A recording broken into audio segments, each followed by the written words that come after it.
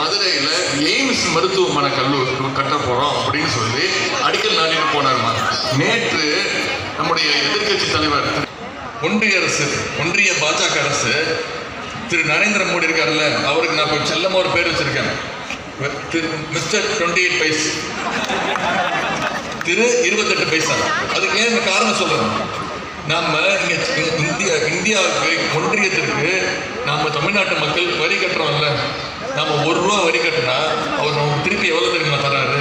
வெறும் 28 பைசா. கடந்த 5 வருஷத்துல தமிழ்நாட்டு மக்கள் வரியா 6.5 லட்சம் கோடி ரூபாய் வரி கட்டியிருக்கோம். ஆனா நமக்கு திருப்பி எவ்வளவு தெரியுமா கொடுத்துருக்காங்க ஒன்றிய அரசு? வெறும் 1.5 லட்சம் கோடி. நான் கேட்கிறேன், சென்ற டிசம்பர் மாசம் இப்ப 10 நாளா தேர்தல் வருதுன்னு இங்கேயே சுத்தி வராரு. அவர் இங்கே தங்கியே இருந்தாலும் ஒரு தொகுதி கூட அவங்களால ஜெயிக்க முடியாது.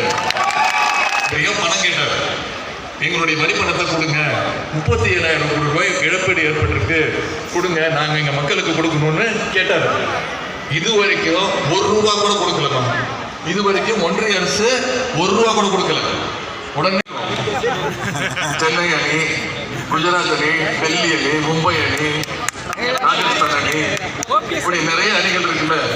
அதே மாதிரி தான் அதிமுகவிலையும் ஓபிஎஸ் அணி, யூபிஎஸ் அணி, பிஜேபி அணி, சசிகலா அணி, மோடி அணி, அமித்ஷா அணி, தீபாவளி டிரைவர் அணி,